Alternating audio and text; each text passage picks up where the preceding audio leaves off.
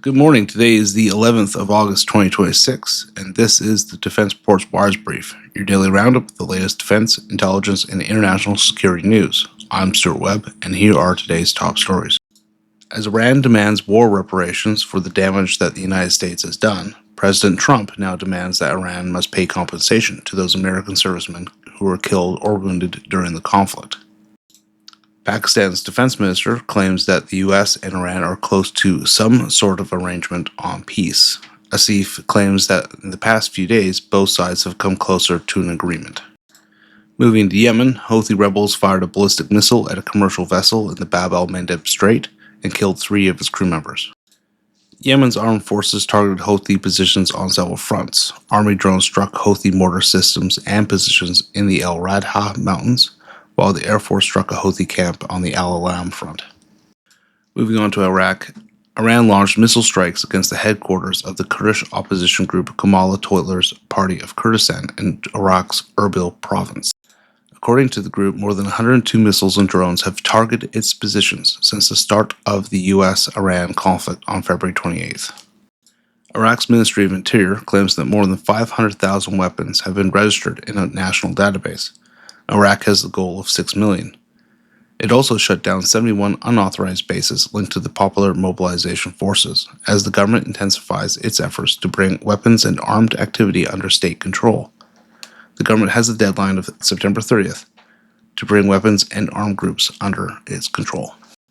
A suspected drone attack caused an explosion at the Strategic Ammunition Depot at Camp Taji military base north of Baghdad. Most of the camp's inventory of ammunition for armored vehicles was destroyed. It is believed that the camp's stockpile was approximately 50,000 rounds of various calibers for Abrams tanks and M113 armored personnel carriers.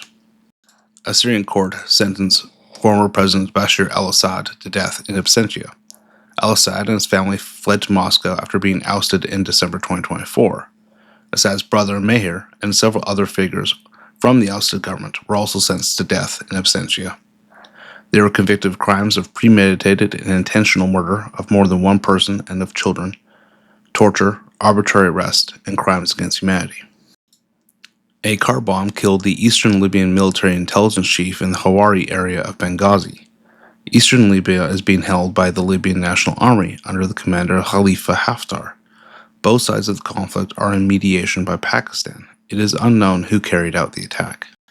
Russia's Supreme Court annulled the registration of Yabloko, the only opposition party that opposed the war in Ukraine, from next month's parliamentary elections.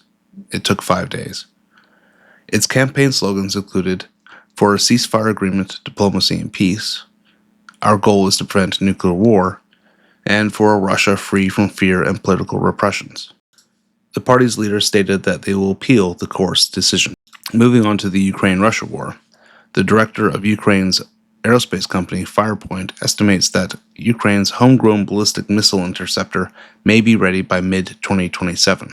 This interceptor aims to partially or fully replace the Patriot PAC-3 missile.